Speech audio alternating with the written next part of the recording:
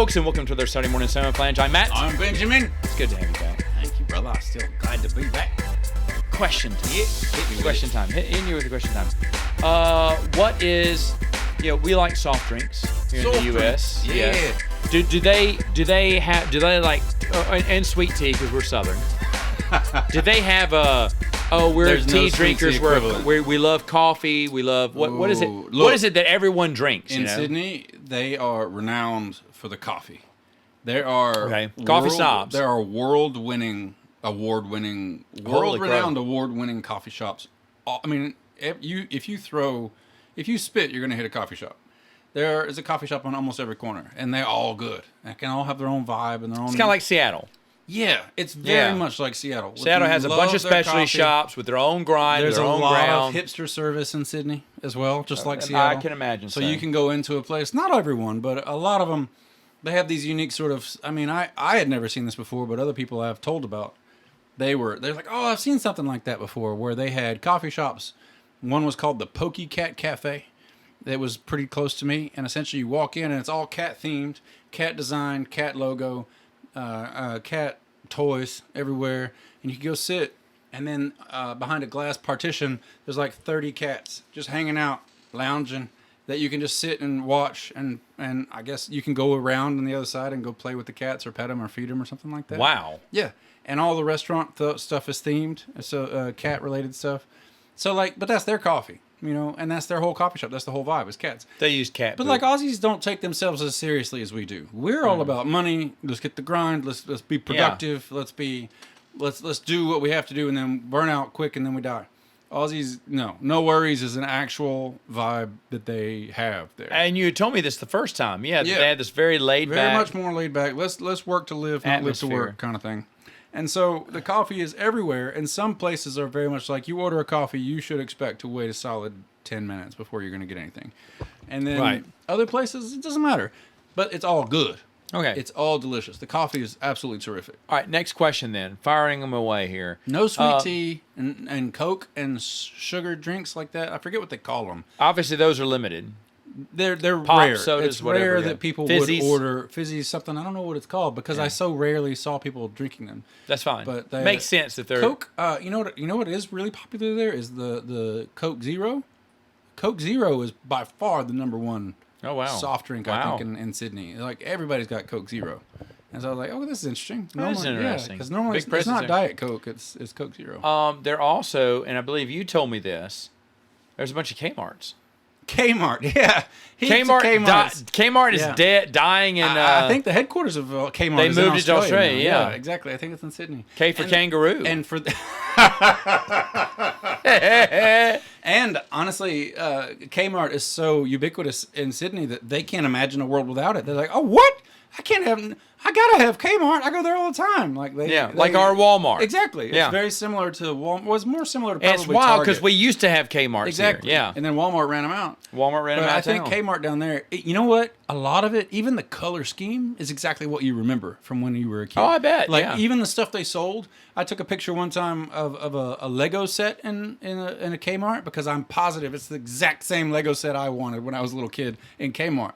And you know how you always pass those in like $300 and you can't have it, even though you beg your parents for it. But I think the exact same Lego set was on sale in Sydney, and I walked right by it. And I was, oh, there it is. I can have it now. I'm a grown-ass man. I can do what I want, but I'm not going to do it. That is funny. Yeah. Now, they don't have anything else like that. Like at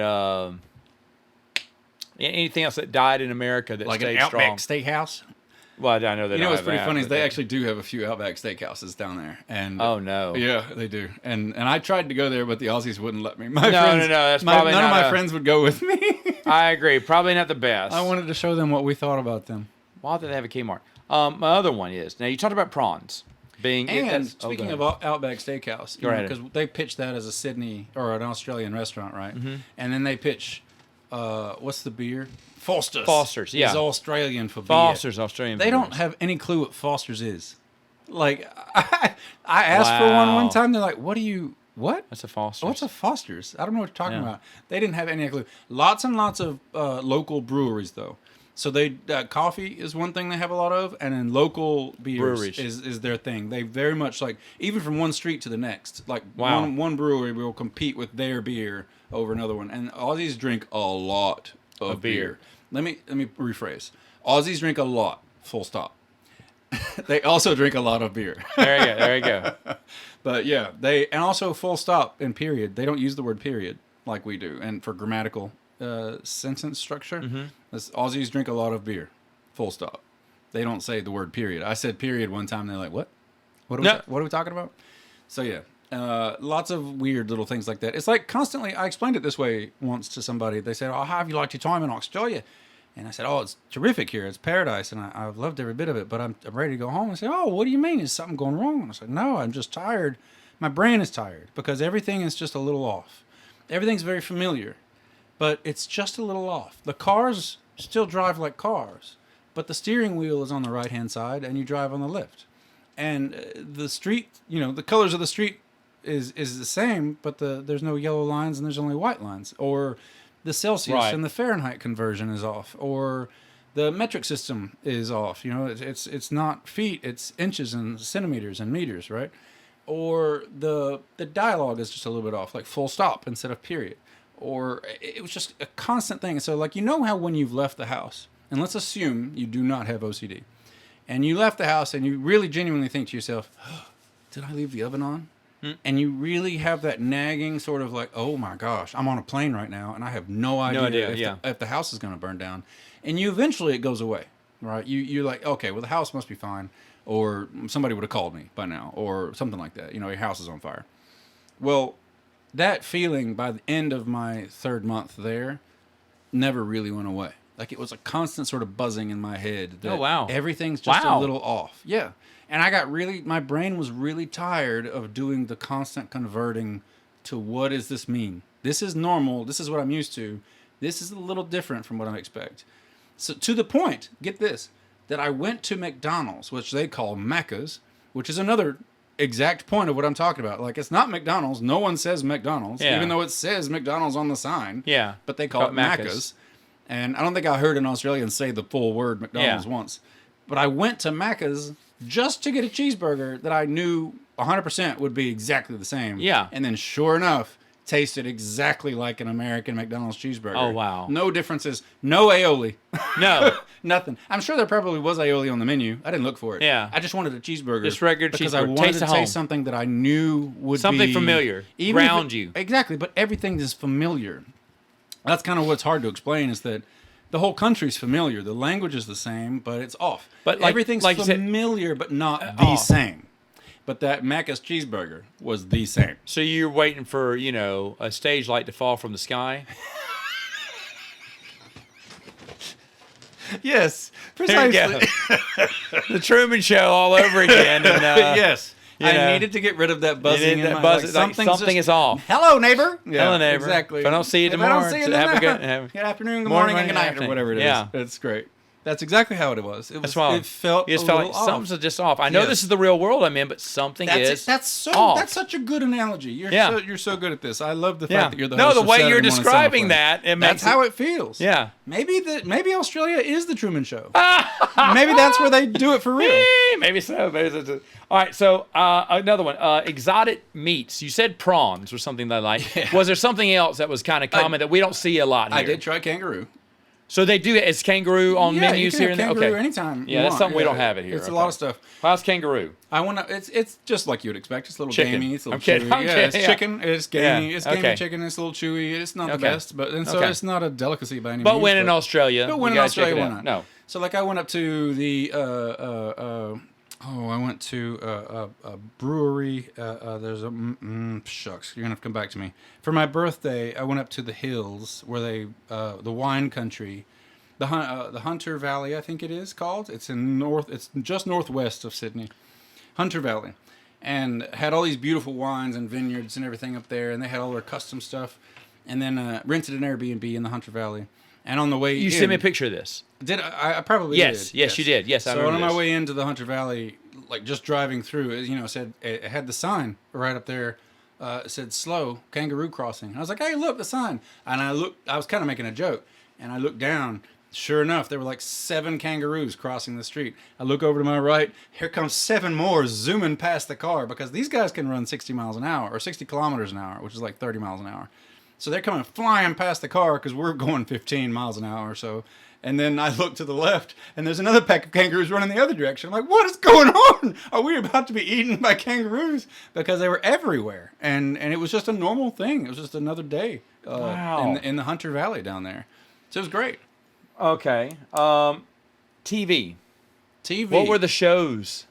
There's lots of reality television. Really? You'd like it. There's heaps. Lots of They don't reality. say lots, and they don't say a bunch, and they don't say... Well, I'll be honest, a lot of Survivor fans here in America all now, and I'm one of them, of course, Survivor Australia is the best version of the show. I believe it. I believe It it. is the absolute best version of the show. It's killing it. I believe it because they love reality TV down there. And honestly, I didn't watch a lot of Aussie TV because That's fine. I got tired of hearing the accent. No, They're I very understand. not tired of hearing the accent. I got tired of hearing the TV accent. Gotcha. You know how in America news anchors have a very particular way Yes. of speaking. In Australia, they also have their own very, very particular host voice that they Gotcha. do, and it was really grating to me to listen to. It's not a normal speaking voice, just like news announcers here don't have a Yes. normal voice, and Same it was thing just there. so annoying so fast that I really didn't watch a lot of Aussie local programming. But everything I saw advertised was either it was a local show, like their big network down there. Because again, it's funny because they have so few people that they have only a few channels, and so like the big thing down there is like Channel 9. So like, oh, he's a reporter for Channel 9, and I'm like, okay, well that's great, but so like for us, Channel 9 is like a regional thing, and Yeah. maybe somebody knows you from here to Texas, but Yeah. But Channel 9 in Australia means the whole bloody country. So, like, if you're a news reporter on Channel 9 News, the entire country gets Channel 9 and they all see the same thing. Isn't that wild? And we're so used to channels being so different regionally and locally and nationally. No, Channel 9 is Channel 9. And then they all see That's Channel it. 9. And it's wild because there's only 30 million people there. So they can have their own broadcasting network that's all the same. So that's a really coveted job. If you can be at the Channel news desk 9. on Channel 9, like that's a big deal. And so that's why they were saying, oh, he's a reporter for Channel 9. I was like, and? Like, no, that's a national TV show that everyone sees. That's a big one, yeah. So anyway, stuff like that. And then Stan is their big platform. Stan, S-T-A-N, is the name of their Netflix, basically. They have Netflix and everything else. but Stan is their But big streaming Stan is service. the huge streaming service. So like if we wanted to get the movies that we were doing, talking about earlier, like The Bogman or whatever, Yeah. if we wanted it to be seen in Australia, we'd have to get it on Stan. And that's the number one. Yeah, it's a huge, big streaming service down there. What about music? Music. Do they? Because here we have our own American artists and We everything, do. and of course there's an Australian band or Australian singer yeah. that comes over. We've got Is Taylor it- Swift is and it P. Diddy and on everybody them? else. Are they all Australian singers with a mix of U.S.? They are not. Oh, okay. They are 100% American.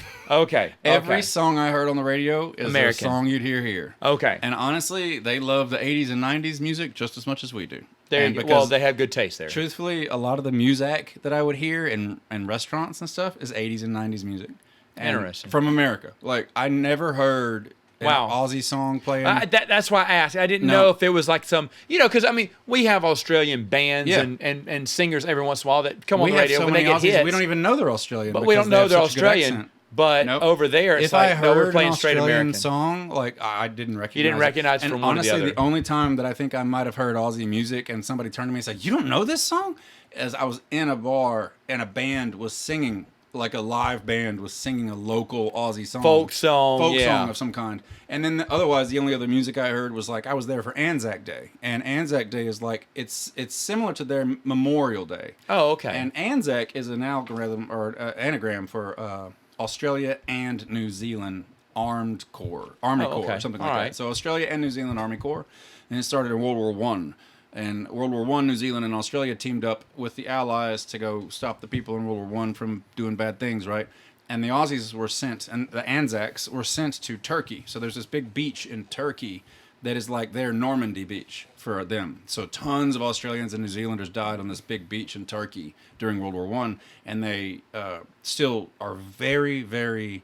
It was a beautiful ceremony, Matt, because they are so respectful of Anzac Day, and it's a huge thing, national thing. Sunrise services all over the country for Anzac Day. People go to the beach, and they have this beautiful ceremony. Everybody's like, there were hundreds and hundreds of people there, and everyone was so quiet and respectful.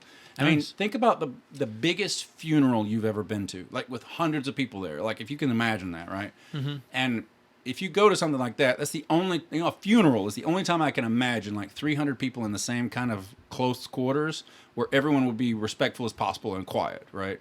Unless you're going to make a huge church. But even then, a funeral, people are much more quiet even in church. Because, in Sunday school or a huge mega church, you still got lots of people talking and whispering and everything else. Right. They didn't do this for Anzac Day. So all along the country, all along the beach, everywhere, there's this huge, like, here we dedicate our fallen soldiers and all this, and we say this prayer, and we do this and everything else. And it was a beautiful ceremony as the sun's coming up over the water.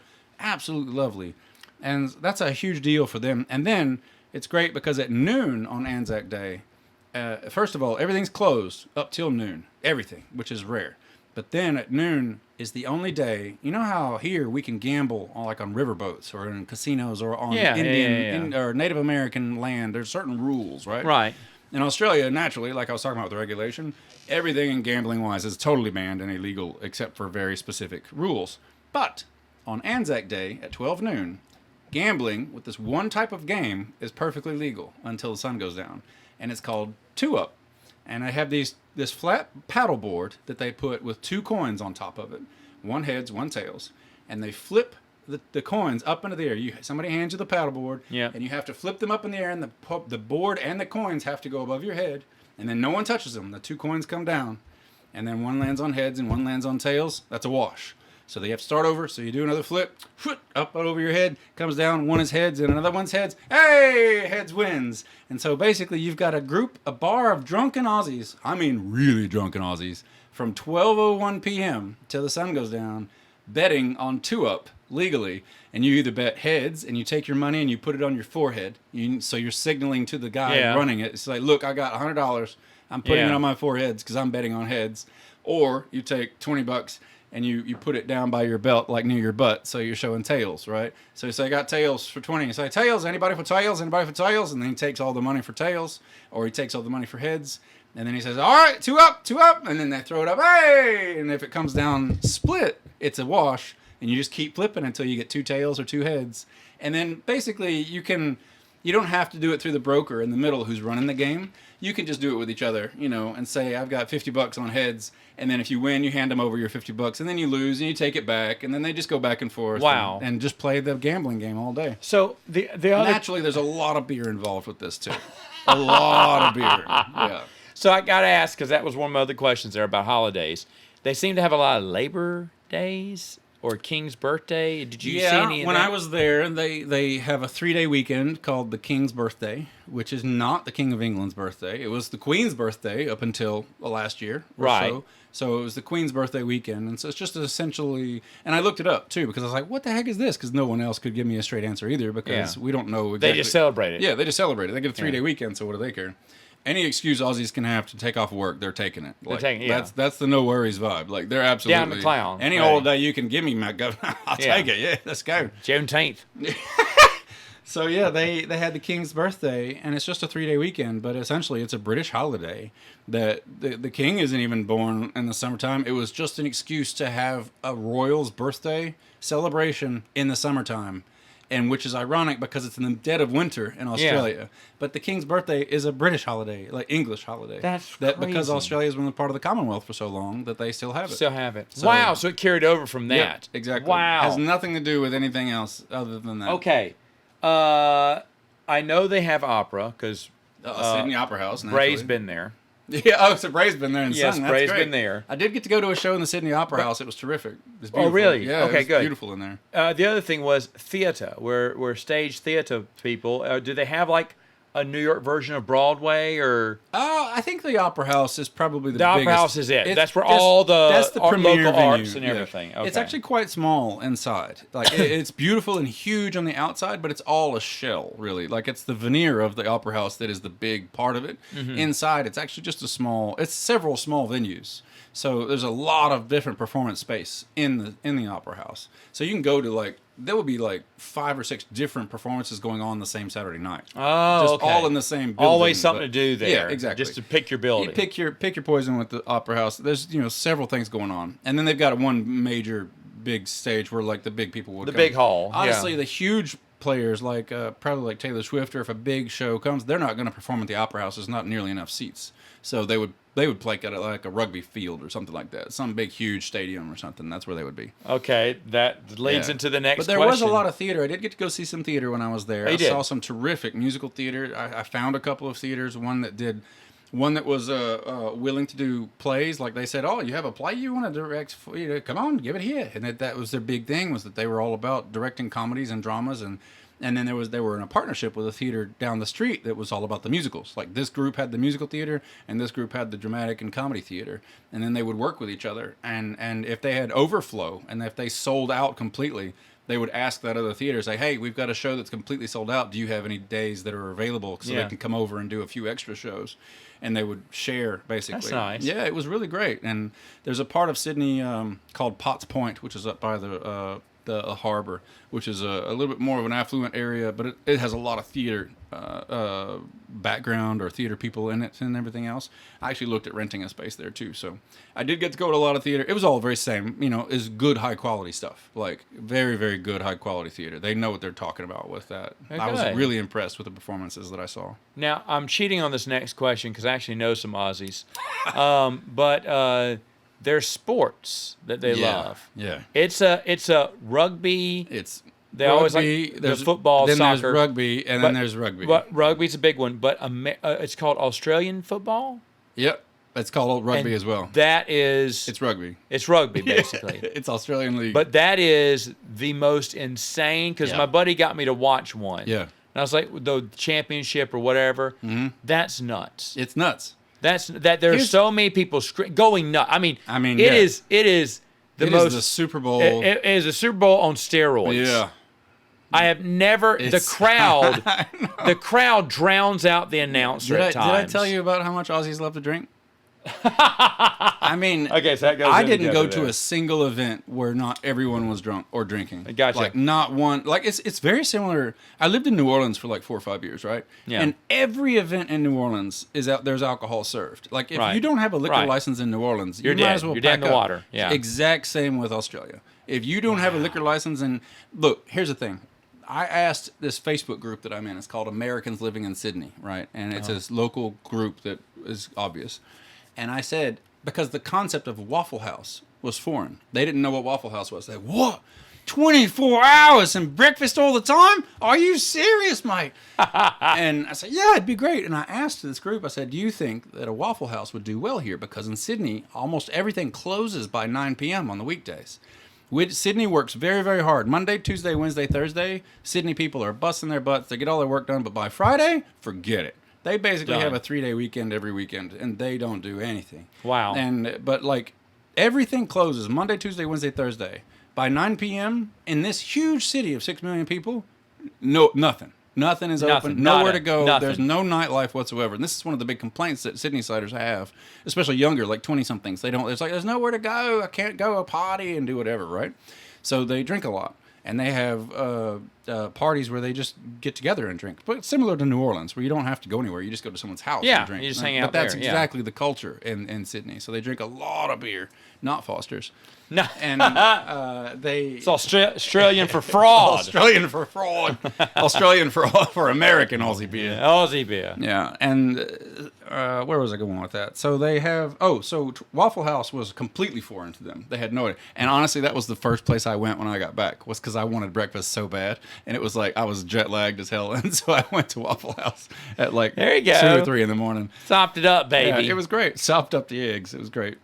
What was the last question you asked me? There's something I wanted I was just saying that Australian football, their thing was rugby. they just go nuts. Dude, let me tell you, rugby. they have like 3 different kinds of rugby. Nothing competes with rugby, first of all. Nothing. Yeah. It depends on what state you're in.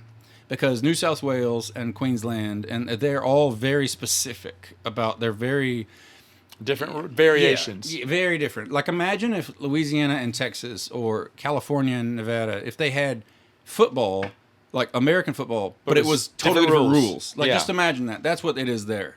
Yeah. Is they have rugby league, they have rugby union, and then they have the Australian Football League, which is also rugby, quote unquote. My friend is an Australian He's football. the Australian Football League. He's a big one. Is he Queensland then, or do you know? I'm assuming he is. What do you know? What city he lives near? I don't recall Brisbane or now. Melbourne? Okay. More around Melbourne, maybe. Okay, I don't know. So south is what I'm thinking. So, Maybe, yeah, probably. yeah. Anyway, the difference is that the rules for the same quote unquote game are entirely different, and it's based a little bit on class. So like the upper level private school elite kids, they play like rugby union. I might be getting this totally backwards, but they play some version of rugby. And then like the street smart kids, you know, the ones that are they go to the public schools, they're the regular guys, and you play in the backyard at Christmas or whatever. Right. That's like rugby union or rugby league or whatever the other one is. And then there's Australian Football League, which is a whole other thing that is also rugby, and it's just nuts. But that's by far the number one thing. That's on every TV. Everywhere you go. That's all if there's Australian Sports Center, it'd be basically rugby. Yeah, you could have a whole channel for rugby. And then every so often, if all the rugby is done and talked about, there will be cricket on. Oh, there's always I forgot about cricket. There's always cricket. That could be big too. But and honestly, the only thing I ever went to a sports bar the only thing ever on the TV was rugby and cricket. That was it. Oh, and so I learned a lot about cricket too, and learning how to play that. So I didn't play, but I did watch a lot of it and got drunk watching some of it. Enjoyed it even more. Had a lot of different beers and had a great time. There you go. Kept the microbrewery. So yeah, exactly. It was terrific, and I got to go to the wineries like in the Hunter Valley and to have all these different types of local wines. You know, like specific Aussie wines that were delicious. They were great. Oh. They were great. And yeah, had a great time. Then I got to go to the Blue Mountains and go on a walkabout and not die. I was gonna say you got to do some you got to get away from the city. I got to go as a wilderness. I took the train. I took the public transit, which everything works, by the way, and everything is on tap to pay. So if you want to go anywhere, you want to do anything. I went for weeks without my wallet in my pocket, which I would never do in the United States, ever. Right? Because something's broken, you need gas, you can't use your phone to tap to pay. But you need anything in Australia, you just tap your phone to it. Beep, beep, beep. Everything works. Nice. So all the gas stations, all the public train, the bus, you get on the bus. So I would get on, the bus would come right next to my apartment, and I would get on the bus, boop, and then I'd get off the bus, you boop, get off, and then it gauges how long you were on the bus, and then it charges you the equivalent amount. So you can go, I would take the bus up to Central Station, so like $1.50 to get me up to the Central Station. And then I would get in the station, to the train station, and I took that train all the way like 2.5 hours west up into the mountains of Sydney, the Blue Mountains they call them. And it cost me like $20 round trip because just boop, get on, boop, get off. Nothing to it. And then everything I paid for it I don't think I even brought my wallet to the Blue Mountains. I went to an entirely different place and stayed in a little Airbnb, like a shack in the woods, a 1-bedroom loft shack that was built behind someone's house. And I just paid for everything, either with my phone or just my good looks. That's incredible. One or the other. And then it was so beautiful. The Blue Mountains was the most beautiful thing I'd ever seen.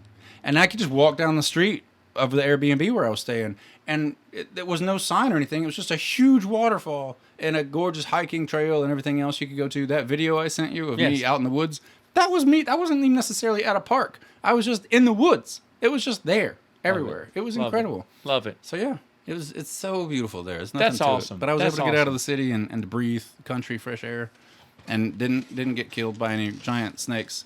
I've been there now a total of 4 months. The biggest spider I've seen was maybe the size of my thumbnail. Wow. Or something like that. Like, that's it. No giant huntsman I've seen spiders. pictures of bigger ones. We've all seen pictures. But you didn't get to see one live. I'm here to tell you, I think I said this last time, is that I think Aussies create and concoct these stories of how prevalent the dangerous animals are to keep the Americans out. Yeah. Because they don't want us coming down there. No. And they've got enough Brits to deal with. They're trying to kick the British out anyway. Yeah. So they throw a tea party. They just keep putting stuff on Facebook that terrifies us and makes us not want to go. That's exactly what it is. I was there for months and Conspiracy. months. Never saw a single thing that was dangerous. Look, not even kidding. I might have seen a total of like 4 cockroaches in the street for Wow. months. Wow. Imagine that. Wow. So yeah, it's a very Well- clean, beautiful place, and it's a paradise. There's no reason not to go except for the expense and the 14-hour flight. There you go. Well, great venture. Thanks coming in here for sharing. Happy to do so. So sad that Foster's is fake, Foster's is fake. but at least the Irish will always have Abduls. Folks, we'll see you next time Next on Saturday Saturday morning. Samoflange. Hey! Hey, good night.